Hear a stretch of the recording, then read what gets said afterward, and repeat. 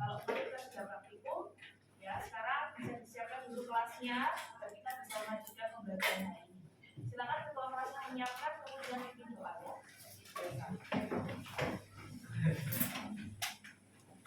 Gimana sih kayak gitu? Biarlah.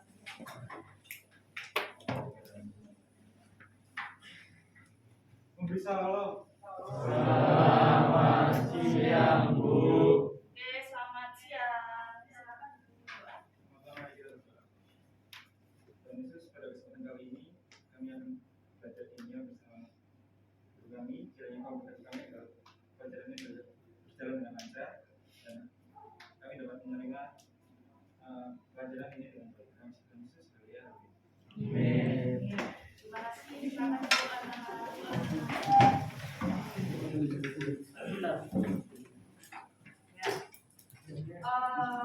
Oke.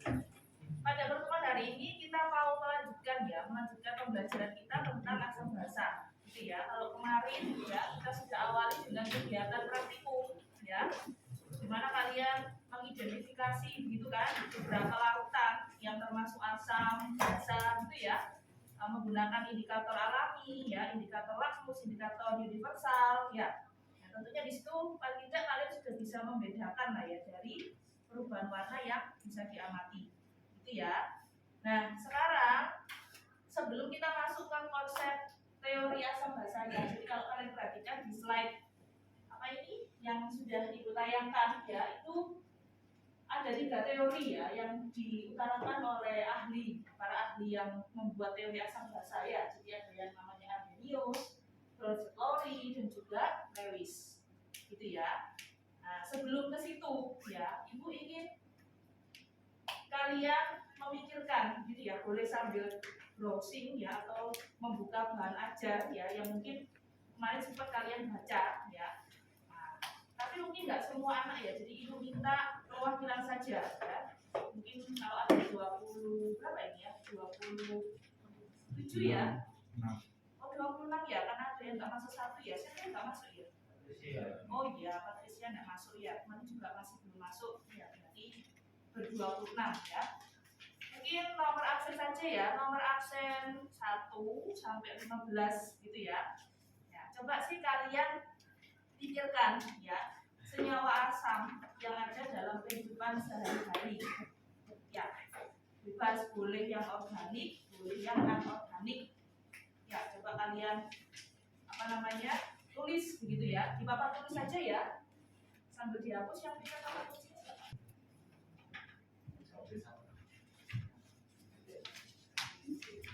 Absen 3.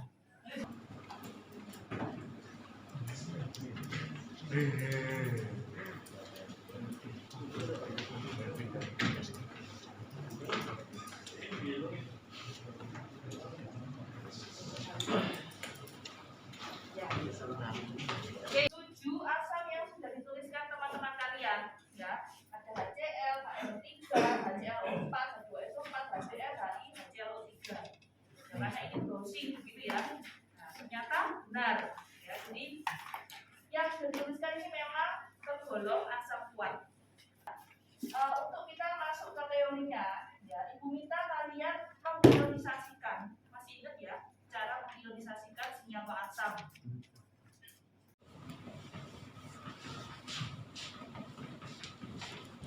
Sekarang kita ke basa ya, senyawa-senyawa basa. Ya, jadi basa kuat ya. Basa kuat itu ada 8. Sekarang kalau kita sudah tahu asam kuat, basa kuat, termasuk juga nanti di luar itu dan sifatnya lemah ya. Ada satu reaksi begitu ya, ada reaksi antara asam dan basa. Ya, misalnya contoh yang paling sering itu senyawa NaCl ya, itu kan tersusun dari asam HCl ditambah NaOH. Iya, hasilnya adalah NaCl ya, dan hasil sampingnya adalah air. Nah, ini ya. Jadi reaksi ini dinamakan reaksi asam basa ya, atau bisa juga reaksi penetralan. ya contohnya itu ada yang ini. Nah, selama ini kan kita tahu senyawa NaCl gitu ya, kalau kita lakukan ya, itu kan karena dia tergabung dari asam dan basa, berarti sifatnya adalah sama kayak kalau kalian mengukur ini loh kemarin praktikum Aquades ya, Aquades kemarin pH-nya berapa ya? 7, berarti artinya netral ya. Jadi tujuan pembelajaran kita ya, tujuan pembelajaran kita hari ini adalah kalian harapannya dapat menganalisis gitu ya, menganalisis konsep teori asam basa menurut para ahli. Ada satu video ya yang kalau ibu putarkan itu kaitannya dengan reaksi asam basa ya, coba kita lihat saja apa ya, tentang mekanisme obat sakit mah ya. Coba simak dulu ya, bisa melengkapi reaksi ya. Itu adalah video ya yang juga merupakan contoh ya reaksi asam basa di dalam tubuh kita ya kan. Ada yang pernah sakit mata ya, atau kalau misalkan nggak pernah juga uji doang ya, jangan sampai sakit gitu kan ya. Kalau misalkan ada yang pernah sakit mah ya, itu kan berarti asam lambungnya naik ya. Nah, asam lambung HCl-nya begitu ya, dosis sedang naik, kemudian obatnya harus mengandung senyawa basa gitu kan untuk menetralkan ya. Ada yang tahu mungkin senyawa asam dan basa dari senyawa basa dari obat sakit mah itu salah satu contohnya apa ya? Magnesium hidroksida, benar sekali ya. Terus kimianya apa Ren? FeOH 2 kali. Bisa glukos yang pertama ya. Hari ini tetap gitu ya, kalau cari itu langsung kumpul ya, luar biasa ya. Itu ya Nak ya. Jadi sudah ketahuan kan FeOH 2 kali ya, senyawa basa. Pastinya ya, kalau dia bukan termasuk basa kuat, tapi dia bisa menetralkan kalau kita sakit lambung yang terdapat dalam obat sakit mah. Tentunya nggak hanya itu ya, ada kandungan senyawa lain juga di dalam obatnya. Ya, oke. Sekarang setiap siswa sudah menerima LKPD kan ya, termasuk bahan ajar yang sama dengan saat kita praktikum kemarin ya.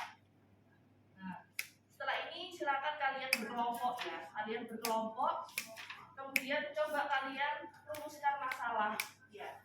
Merumuskan masalahnya itu begini, arahnya ya, kalian lihat dari apa yang sudah kita bahas di depan tadi ya. Nah, kalian kan sudah bisa mengionisasikan begitu ya, senyawa asam itu terion jadi ion apa dan ion apa, kemudian senyawa basa terion jadi ion apa dan ion apa ya. Tentu ada bedanya lah ya di sana ya Nak ya. Nah, kalau senyawa asam itu apa, ciri khasnya pasti dia mengandung ion apa gitu ya. Senyawa basa juga sama ya. Nah, silakan kalian coba merumuskan masalahnya ya, merumuskan masalahnya ya, buat hipotesanya ya. Coba itu dulu ya, dari apa yang sudah kita bicarakan di depan ini tadi. Habis kita hubungan sama obat lambung.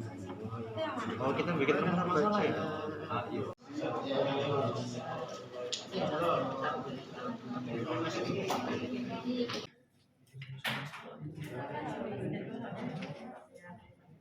Ya. Nah, sekarang kalau sudah, coba perhatikan kegiatan selanjutnya yaitu pengumpulan data ya. Poin pengumpulan data. Oke, pengumpulan data di data pengamatan tabel 1. Ya Nak ya, sambil diperhatikan tabel 1. Nah, kalian diminta untuk menulis reaksi ionisasi senyawa asam dan basa dari 6 senyawa yang ada di tabel. Ya, silakan coba kalian tulis reaksi ionisasinya seperti apa. Data pengamatan tabel 1.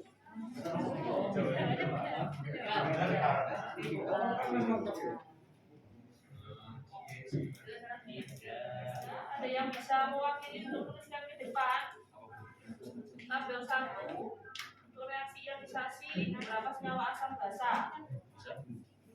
Siapa mau maju? Menuliskan tabelnya atau jawabannya? Langsung reaksi ionisasinya saja, nggak usah digambar tabel lagi. Ya, silakan ya. Nggak usah semua ya, Les. Yang ditulis cukup nomor 1 per keluarga sudah ya, nomor 1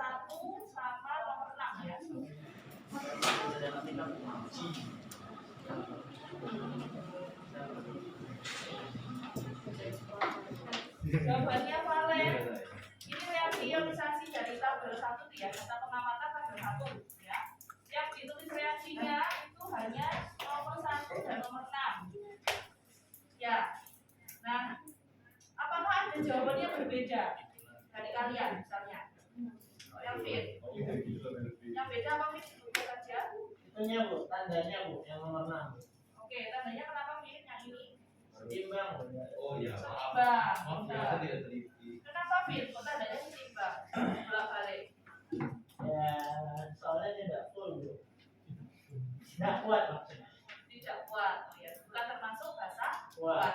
Bentar, ya. Nah, kalau sudah, sekarang coba buka analisa data di halaman berikutnya ya. Analisa data tabel 1 juga. Nah, ini. Tabel 1 reaksi ionisasi senyawa asam basa. Sudah ada pengantarnya ya. Artinya kita akan menjawab gitu ya dari hipotesa urusan masalah yang sudah kalian buat ya. Nah, teori dari asam basa menurut Arrhenius. Ya, itu ya nanti ya. Silakan disebutkan dari datanya. Nah, sekarang balik lagi ke sini ke papan tulisnya. Ya.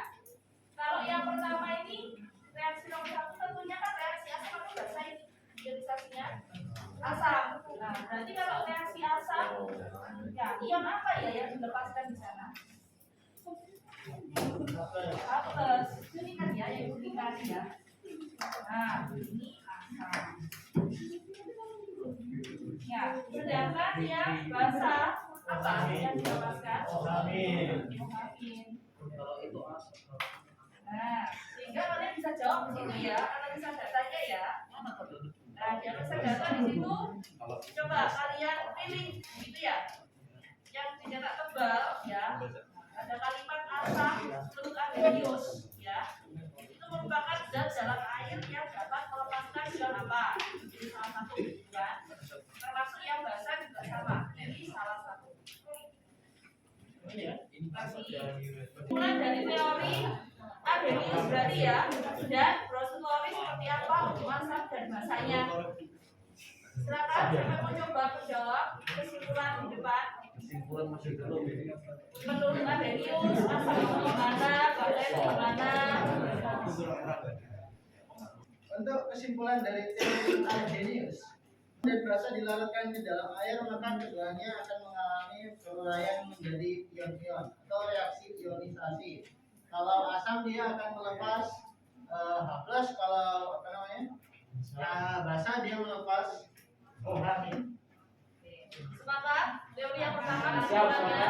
Saudara. Sepakat ya? Oke, yang kedua, teori gimana? Untuk asam dan basanya. ya. Untuk Bronsted law nih, konsep asam basanya berdasarkan memindahkan proton yaitu H+. Asam itu spesies yang punya H+ tadi, sedangkan yang penerimanya itu basa. Oke. Penerimanya ya proton H+. Jadi kalau H+ ya sama H+. Oke, berarti kalau ibu silakan siapa yang menjadi donor H+? Asam atau basa? Asam. Asam, karena asam punya banyak H+ kan, sehingga dia mendonorkan. Sehingga otomatis kalau asamnya sebagai donor H+, basanya sebagai apa Nana? Kalau ada yang mendonorkan berarti ada yang ngapain? Penerima, ya, penerima H+. Gitu ya. Nah, mungkin untuk konsep awalnya cukup seperti ini ya. Nanti berikutnya kita akan tetap ada latihan soal ya, termasuk nanti tentang teori asam basa Lewis. Itu ya, belajar berikutnya tentang itu. Ya. Oke, terima kasih Melvin. Beri aplaus ya untuk Melvin yang kita semua ya.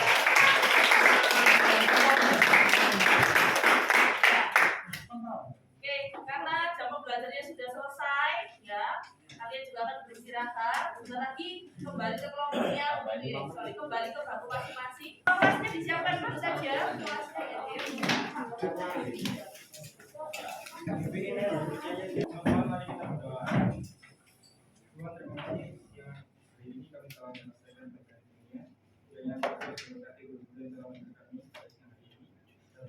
dalam aktivitas kami. Terima kasih Tuhan Yesus. Haleluya. Amin. Memberi salam. Selamat siang Bu. Terima kasih Bu. Tuhan Yesus berkati. Terima kasih. Selamat siang.